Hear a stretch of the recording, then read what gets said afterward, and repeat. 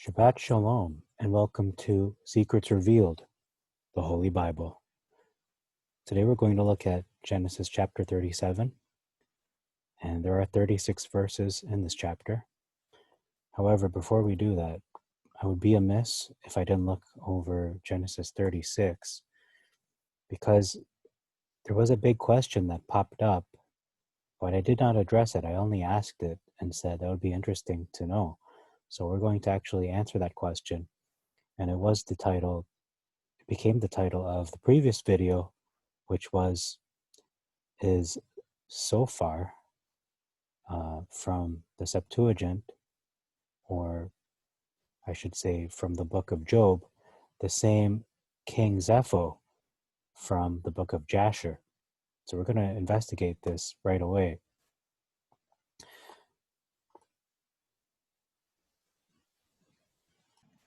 So before I answer that question, we have to look at each of the friends of Job to get a better sense of who they were and where they lived. The first friend's name is Eliphaz. Eliphaz says, of the children of Esau, king of the Temanites. Okay, so that's in Job 42, verse 17. That's Eliphaz. So if we look at the Septuagint, it says, the first son of Esau that is mentioned here in Genesis 36, I believe it's Eliphaz right here, 36, verse 10. Eliphaz, the son of Ada. And then it says the sons of Eliphaz were Teman, Omar, Zophar, Gotham, and Chemaz. So it could very well be that Eliphaz was simply the son of Esau, and Teman was the son of Eliphaz, which means that he was ruler of the Temanites because he gave birth to them in a way by genealogy. And then Zophar would be his son. That's one possibility, because Zophar is very close to the spelling of actually it is equal. It's not even similar. It says Zophar and it has the same spelling. It's not with a Z, it's Zophar, king of the Manaeans, and Baldad, sovereign of the Sochaeans or Sochaeans. So I'm going to look at the rest of the genealogy of 36 and see if there are any other similarities. Okay, so we see here in Job chapter 42, verse 17 says here that Job, or Jobab, or Yobab, he was the son of his father Zerah, or Zare, one of the sons of Esau. So he is literally, he is the grandson of Esau, Job, or Job. And if we look at the genealogy here in Genesis 36, it says here that, I'm looking for the name Zare, but it's here somewhere.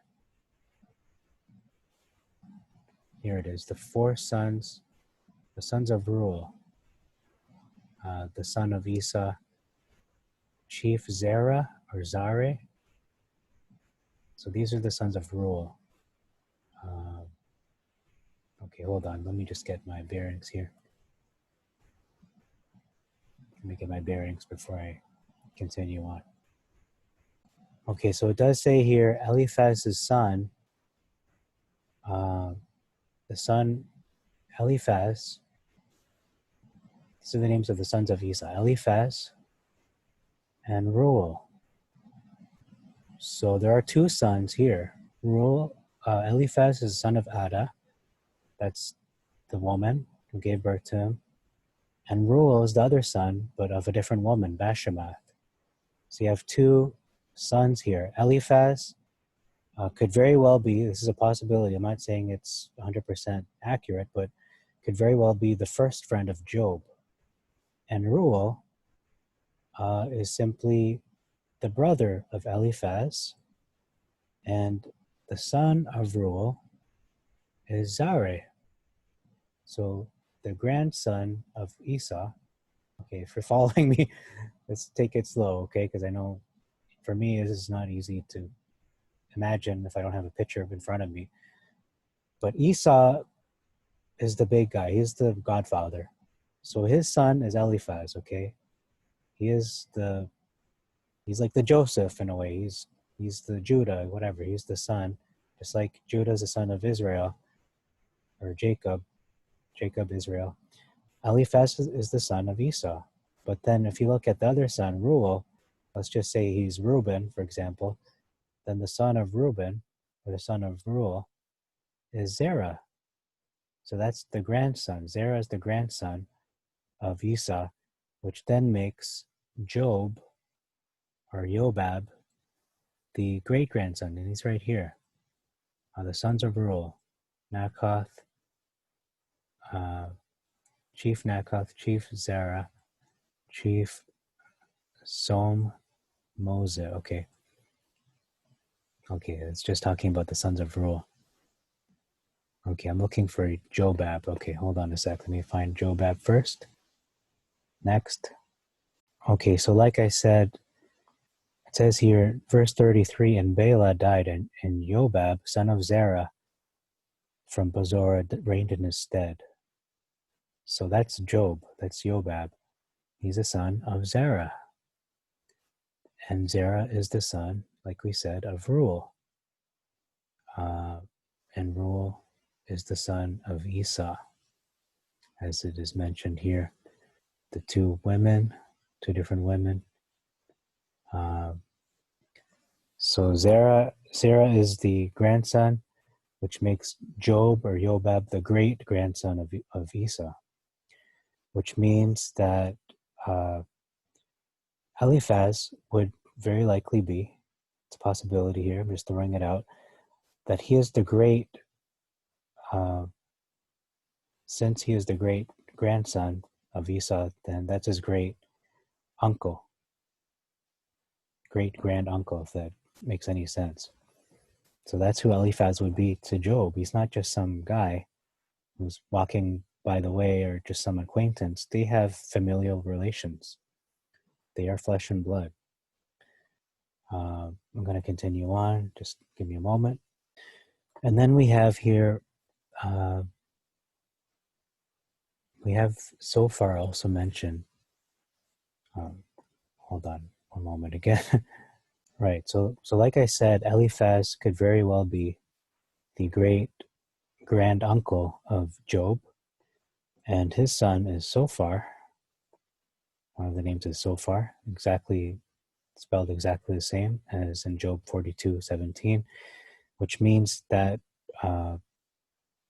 he would be the not the great-granduncle, but simply a granduncle to Job. So you have a great-granduncle and a granduncle, both speaking to him, possibly. So those are two people identified. Okay, and then it says here in verse 15, these are the chiefs of the sons of Esau.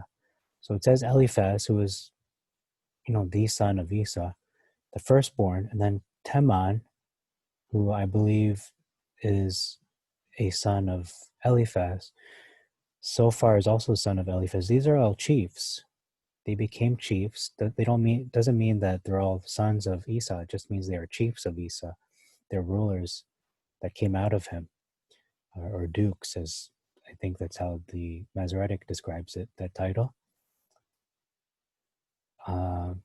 So they are chiefs, and I think the book of Job says the exact same thing, that Eliphaz of the children of Esau was king of the Temanites.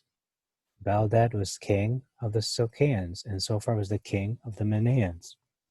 The only one I can't seem to find is Bildad or Baldad. So I'm going to keep looking for him. Okay, now we have another possibility, because in verse 20 we see there's another person named Sair, the Horite, who lived in the land. And he has sons named Lotan, Shobal, Zibeon, and Anna. So these are his sons. There are 4. And among these sons, you have more names. So chiefly, we're looking at the sons of Shobal, who is the son of Sair. So the grandson of Sair is also named Zophar. So that could be the same Zophar in the book of Job. We have two Zophars, one who is of Esau, and then one of this new person named Sair. So like I said, what I said initially was only a possibility, because you will find that some names are used. We have people of the same name, but different people that just simply share the same name. These are distinct people. They're not the same, because one is a son or a descendant of Esau and the other a descendant of Sair. Okay, so I'm going to move on. Give me a moment. Okay, precisely what I was saying. You have Eliphaz, the son of Esau, who has a son named Zophar. So there's a Zophar who is the grandson of Esau, and then another Zophar, completely different person, but same name, who is the grandson of Sair. So you have two possible Zophars, but it does say he is the king of the Manaeans. So maybe they were both kings. It's hard to say either way. So I'm going to look at Bildad and then kind of conclude here. Okay, so I looked it up in Wikipedia, Zophar and Eliphaz. Regarding Eliphaz, it seems to agree that he is indeed the son of Esau. There's no other Eliphaz that is prominent or as prominent. And then regarding Zophar, it doesn't really say who he is the son of. It doesn't provide a genealogy in Wikipedia. However, for Bildad, it does say in Genesis 25, verse 1, which we're going to look at right now, it shows his genealogy. Okay, so in verse 1 it says, Abraham took a wife whose name was Keturah. And she bore to him Zombran, Jezan, Nadal, Midian, Jezbak, and Sua, or in the Masoretic it says Shua. And it says that Bildad is recognized as the son of Sua, or Soa, the last name in that verse. So they speculate that he is in fact a descendant of Abraham.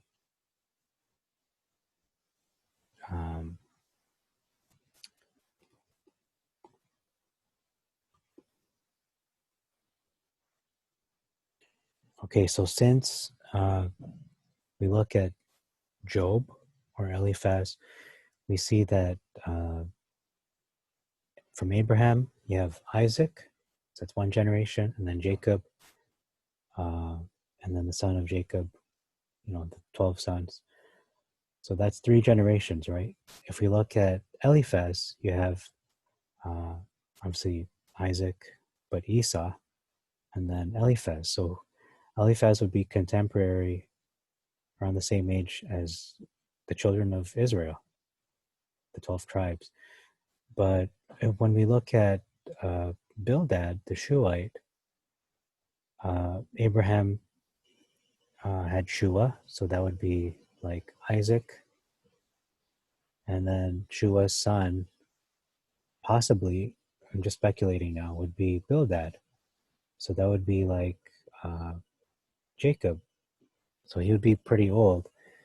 If not, then he's more along the lines of, the descendant of Shua, maybe a grandson, maybe a great-grandson, we're not sure, but he did come from the line of Shua, or Soie, S-O-I-E. Okay, so why is this important? Well, like I said, is Zophar the same as King Zepho in the book of Jasher, the same Zophar in the book of Job? Well, according to the book of Jasher, we have a character named King Zepho. And in chapter 60 of Jasher, it says here, verse 1, when the year came round, being the 72nd year from the Israelites going down to Egypt, after the death of Joseph, Zepho, the son of Eliphaz, the son of Esau, fled from Egypt, he and his men, and they went away. He came to Africa. Basically, he became a king. Zepho did, who is known as Zophar, because he is the only son of Eliphaz that comes close to this name. Zepho or Zophar is spelled Zophar in the Masoretic, which is close to Zepho. And he is, in fact, just like it says in Genesis 36, right here in verse 11, the sons of Eliphaz, Teman, Omar, Zophar, or Sophar, Gotham, and Kenaz. So he is the third son listed here. And he's also listed as a son in Book of Jasher. However, not only is he mentioned in chapter 60, it says, Zepho, the son of Eliphaz, the son of Esau, who was taken captive by Joseph, where he buried his father, escapes from Egypt with all his men. And then chapter 61, 62, and 63 are all about Zepho again. Petty wars and contentions of the nations of Africa with Zepho. And then chapter 64. So we have 5 chapters in this book of Jasher, all to do with the son of Eliphaz, the son of Esau, Zepho. Kind of an important figure in biblical history, or I should say apocryphal or pseudipigraphal history. Chapter 64 of the book of Jasher, the title says here, Zepho leads a great army of Kittimites, Edomites, and Ishmaelites against Egypt. 300,000 Egyptians put to flight, but 150 men of Israel prevail against Zepho. Now that's interesting that Zepho, a descendant of Esau, ended up fighting against the children of Israel. So I'm going to look at that story just a little bit closer before we get into this chapter. Okay, so it's really interesting to note that the reason Zepho was so successful in his military exploits is because he did call upon the name of the God of Abraham and Isaac and Esau, who was Jehovah. Let me just look up that verse. I don't want to take it out of context without any proof. All right, so I found the verse. It's in chapter 63 of Jasher, and it's in verse 23 and 24. This is King Zepho fighting against, I think, the king of Africa, and they have a huge army, and he's desperate at this point. He doesn't know where to turn, but he correctly seeks God. It says here, Zepho heard their words, and Zepho sought Jehovah, and he said, O Jehovah, Elohim of Abraham and Isaac, my ancestors, this day I know that you are a true Elohim, and all the gods of the nations are vain and useless. Remember now, this day, unto me, your covenant with Abraham our father, which our ancestors related unto us, and do graciously with me this day for the sake of Abraham and Isaac, our fathers, and save me and the children of Kittim from the hand of the king of Africa who comes against us for battle. And Jehovah listened to the voice of Zepho, and he had regard for him on account of Abraham and Isaac, and Jehovah delivered Zepho and the children of Kittim from the hands of Angeas and his people. So it was Jehovah who helped them. But then if you see in the following chapter, 64 of Jasher, it says that in verse 5, Zepho remembered not Jehovah, but considered not that Jehovah had helped him in the battle, and that he had delivered him and his people from the hand of the king of Africa, but still walked in the ways of the children of Kittim and the wicked children of Esau, to serve other gods, which his brethren, the children of Esau, had taught him. It is therefore said, from the wicked goes forth wickedness. Okay, so, and then we see later in the same chapter that they decide, hey, let's attack Israel, who's in Egypt still. And because Israel trusts in Jehovah and Zepho and his people don't, Jehovah will side with those who trust in him. and put their faith that he will deliver the victory to their hands, that it comes from him, ultimately the victory. So that's pretty interesting that the friends of Job, Eliphaz is a son of Esau. Bildad is potentially a descendant of Abraham. I believe, was it a grandson or great-grandson? Either way, he is a descendant of Abraham through Keturah, through Shua, possibly. And then when it comes to Zophar, the third friend, he is, they're all older than Job, essentially. They're all his elders.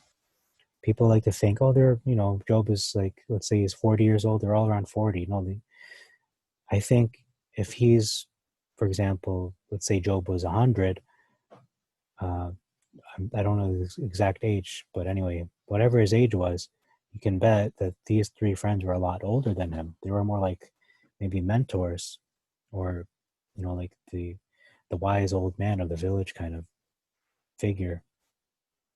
But anyhow, Zophar, one of the friends of Job, as it was mentioned, was not simply an old man, just a friend, a neighbor like that. I think that's where people can go into a little bit of error when they perceive or they interpret that these friends are a bunch of old men and they don't know anything about military. When right here in the Septuagint, and we're not talking about Job today, but simply because he is mentioned in that chapter of Genesis 36, that Zophar, Bildad, Eliphaz, they were all kings. And we see in the book of Jasher, chapter 60, 61, 62, 63, 64, 5 chapters where it describes in great detail the military exploits of King Zepho or Zophar. And it says right there, king of the Manaeans. So he could very well be more like the picture on the right-hand side, which I know is actually a historical figure in the Crusades, but he's what came to mind when I thought of a king of Esau. He is probably closer to what Zophar maybe looked like, not like an old man on the left, just has no authority, no position. These are all, 3 of them are kings, and even Job himself is a king.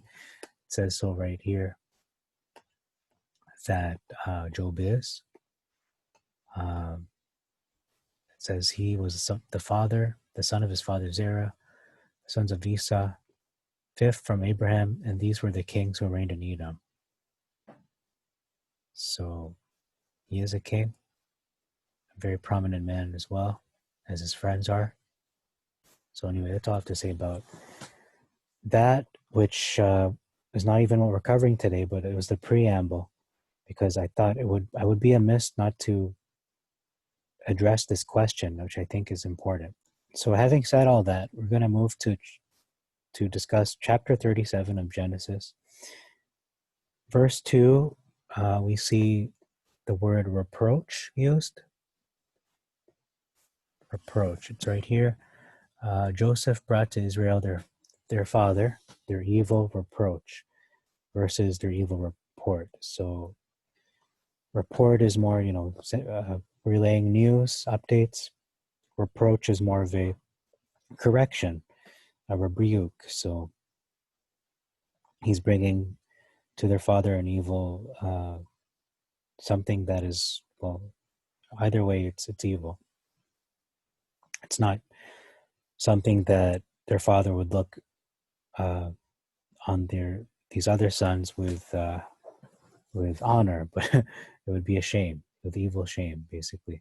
So it's a little more shameful. It's like double evil. It's evil and it's shameful, not just evil news, as it says in the Masoretic. Verse 3 says he has a coat of many colors. Here it's just a coat of colors, because that in brackets isn't actually there.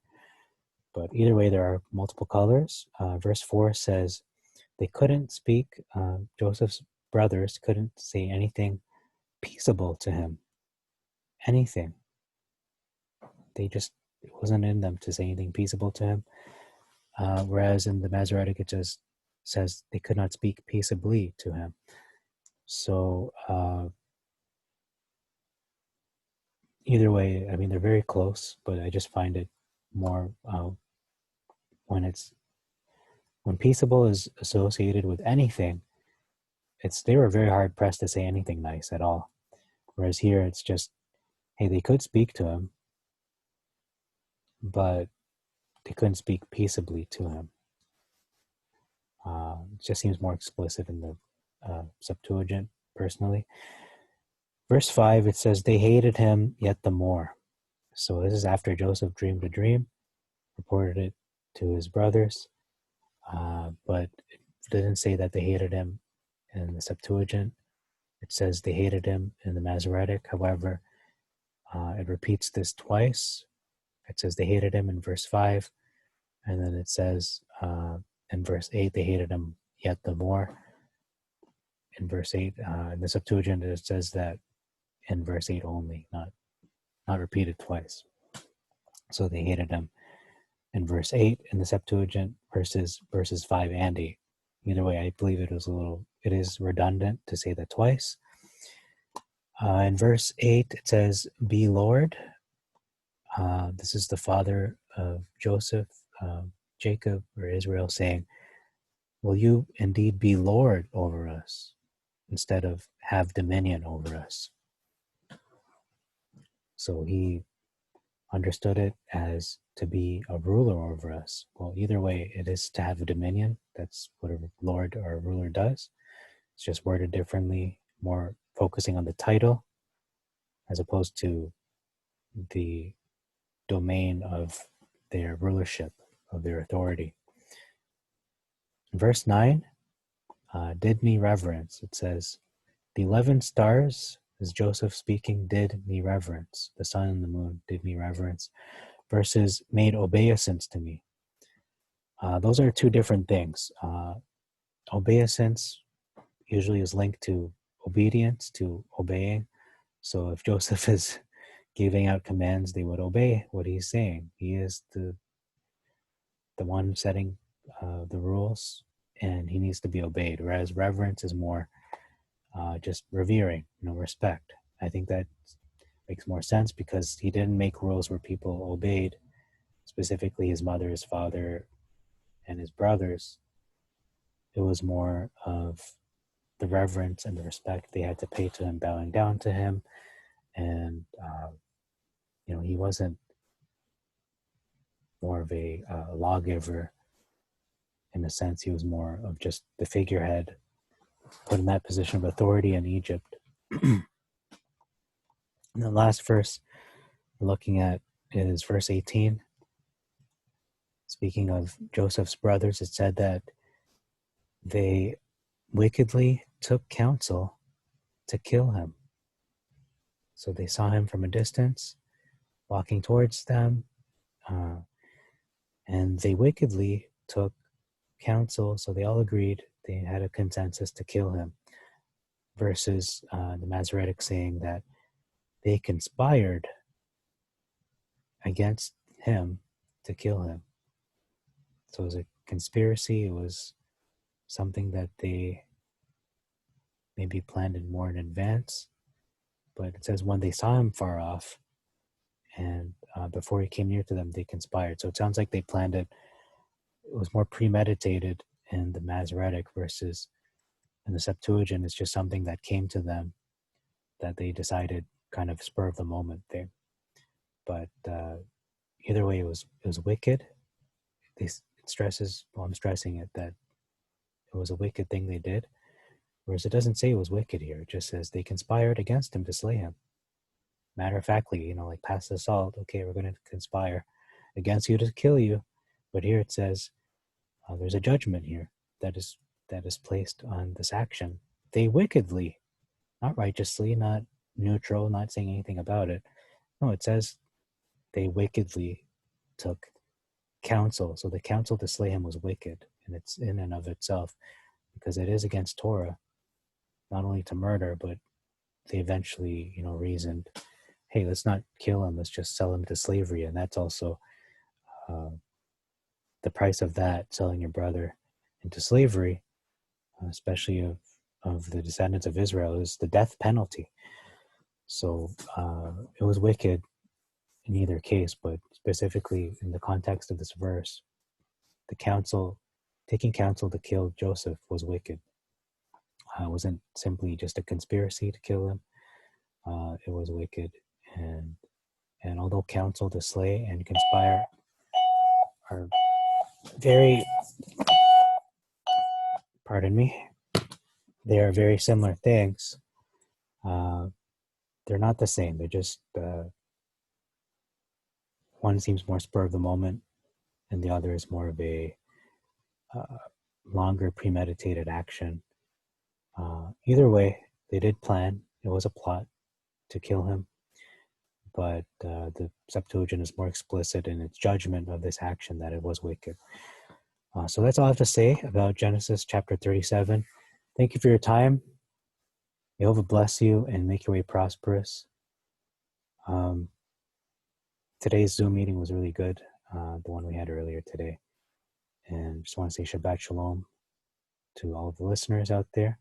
Until next episode, we're going to look at Genesis chapter 38. So Shalom, Shabbat Shalom. And this is Jack Knight. I'm signing off for Secrets Revealed, the Holy Bible. Shalom.